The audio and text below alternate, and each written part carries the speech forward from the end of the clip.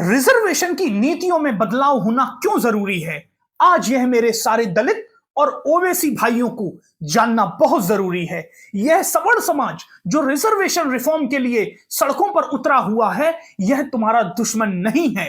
बाबा Bhimrao Ambedkar reservation को इस सोच के साथ भारत के संविधान में लेकर आए थे कि जब एक दलित ऊपर उठेगा तो वह अपने साथ वाले दलित को भी ऊपर उठाएगा। लेकिन हुआ इसका उल्टा। जब भी कोई दलित बस्तियों से निकलकर ऊंचे पदों पर पहुंचा तो उसने पलटकर अपने दलित भाइयों की तरफ नहीं देखा।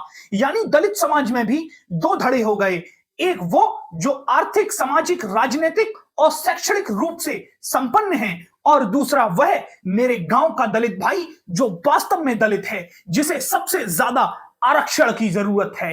उस तक संपन्न नौकरशाही दलितों ने आरक्षण का लाभ कभी पहुंचने ही नहीं दिया, और गरीब दलित के हक पर उनके ही समाज के लोग कुंडली मारकर बैठे हैं। आरक्षण मिलना चाहिए मेरे दोस्त राजू मौर्य को, और मिल रहा है केशव प्रसाद मौर्य को, चिराग पासवान को, चंद्रशेखर रावण जैसे नेताओं को, जो इतने बड़े पद पर आज भी खुद को दलित कहते हैं। जिन नेताओं का उत्थान एमपी और एमएलए बनकर भी नहीं हो पाया, तो उनका उत्थान होने वाला भी नहीं है।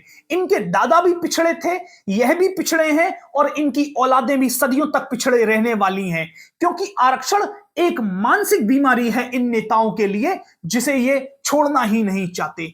जब तक आरक्षण की नीतियों में सुधार नहीं होगा, तब तक पिछड़ा समाज हजारों सालों तक पिछड़ा रहने वाला है। आरक्षण का लाभ गांव के उस दलित तक पहुंचना बहुत जरूरी है जिसे सच में आज आरक्षण की जरूरत है। सही मायनों में दलितों का उत्थान तभी हो पाएगा जब उनके समाज के नेता और अफसर उनके हक का आरक्षण खाना बंद करेंगे। आरक्षण की बात सुनते ही दलित समाज के नेता क्यों तिलमिला उठते हैं? क्योंकि इनको पता है जिस दिन आरक्षण इन्हें मिलना बंद हो गया तो ये रिजर्व सीट से अपना चुनाव नहीं लड़ पाएंगे, इनकी आने वाली पीढ़ियां रिजर्वेशन नहीं पाएंगी, तो ये अपने स्वार्थ के लिए अपने ही गरीब दलितों का हक खाने में लगे हैं।